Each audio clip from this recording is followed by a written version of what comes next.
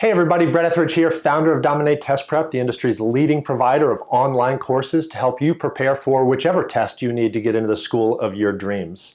Now, in this video, I want to talk about how this little Lego vehicle may just hold the secret to helping you dominate your test. Maybe you're new to your journey, you're just starting to prepare, and that's awesome. What I'm going to talk about is going to give you the mindset you need to prepare correctly.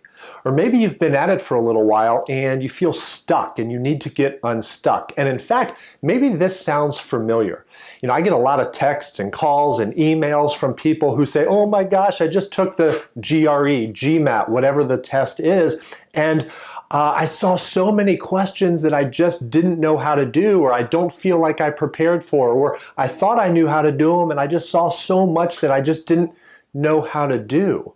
Sound familiar? But here's the reality. When I kind of dive in with them, it's not that they didn't necessarily know how to do some of the core components of the question, they just didn't know how to put it all together.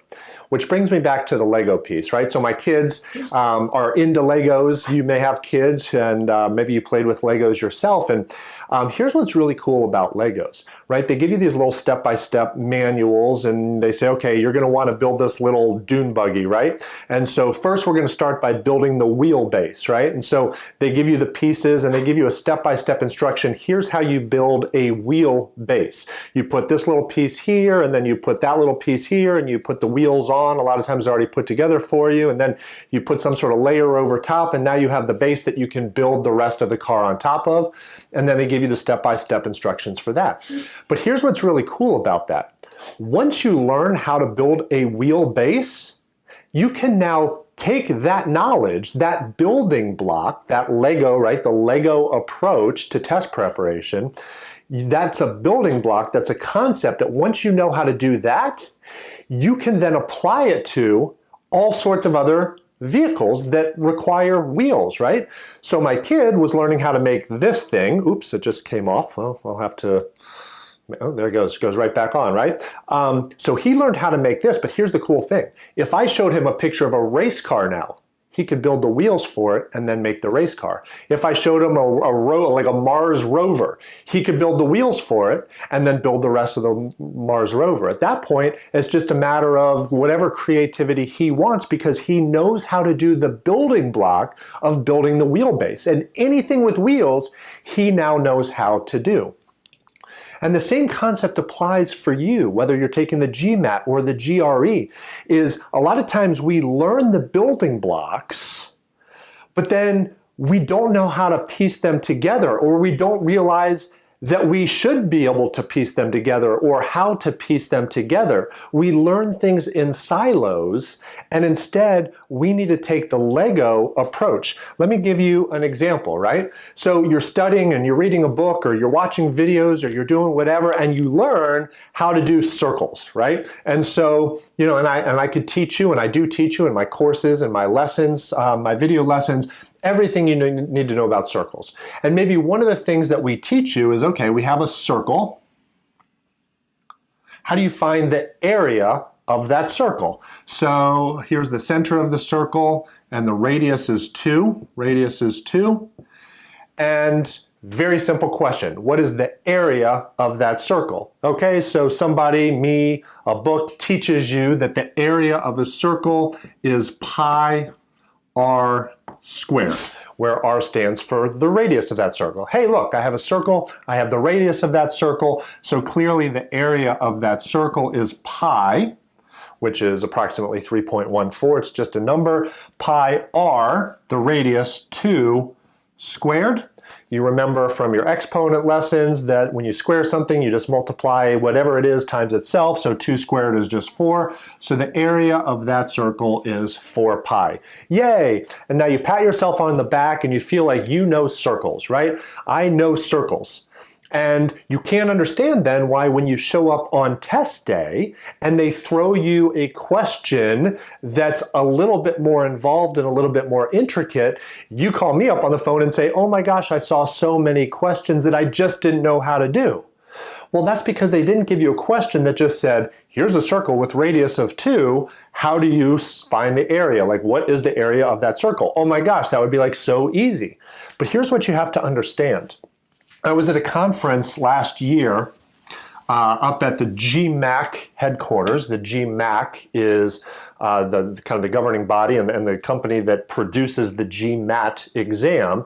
And I was just kind of learning more about the exam and kind of what's in store. And one of the things that they really emphasized is that the GMAT is it's a reasoning test. They really view it as a reasoning test, not a math test or not a grammar test or not a verbal test. Same thing with the GREs, same thing with the SAT, right?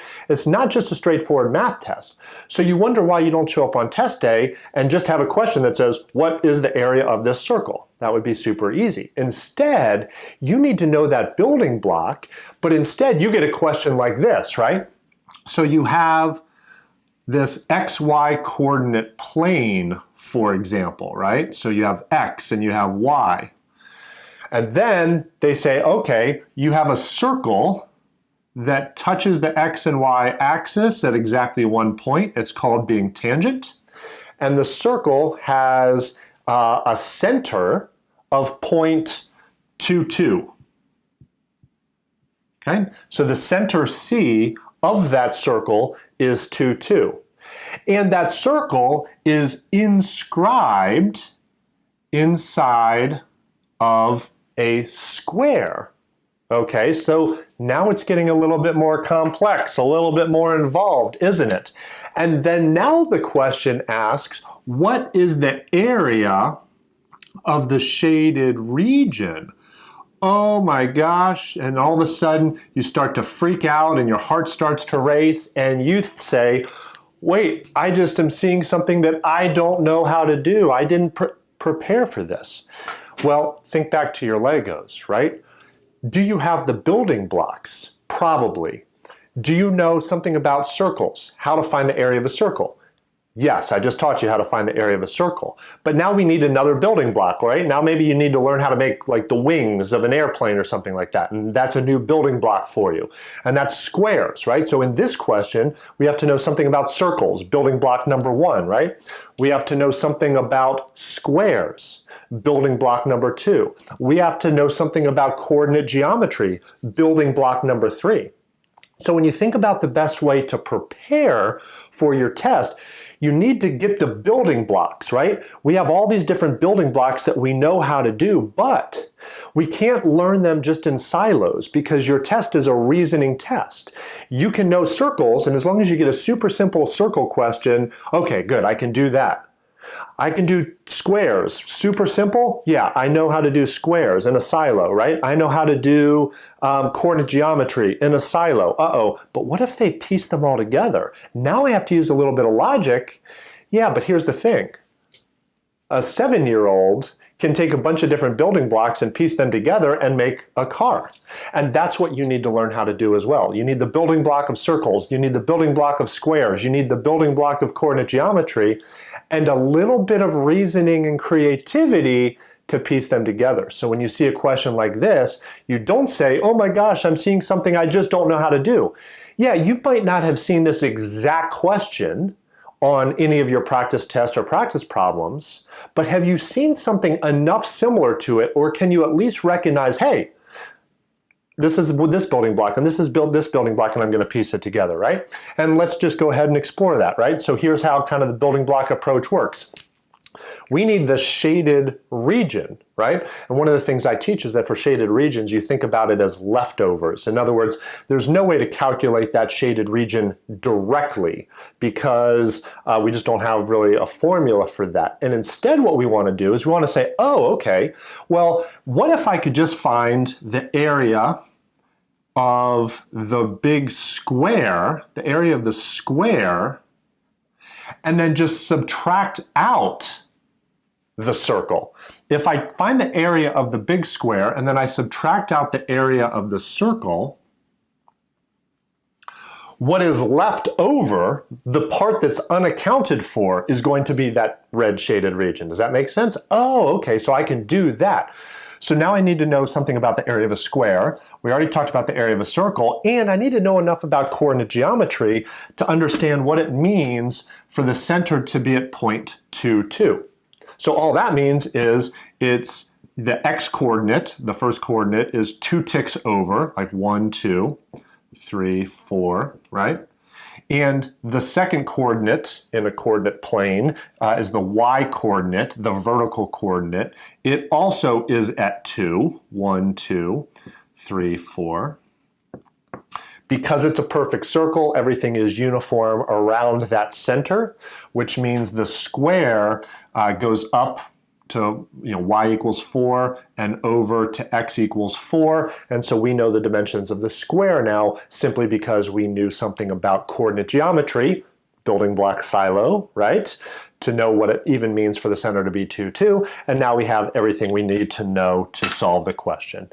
To where the area of the square, new building block, right? Area of a square. The area of any quadrilateral is just base times height, right? And the area of a circle we just saw is pi r squared. So what's the base of this square? Well, I can visually see now that I've kind of labeled it. And by the way, use your scratch paper. If it wasn't labeled exactly like this, or maybe it wasn't even drawn like this for you, maybe it was just words explaining what's going on, you need to kind of recreate it and draw it on your scratch paper. But once we have that, we can visually see that if the center is 2 units over, that means the whole diameter is going to be 4, right? The sides of this thing are going to be 4.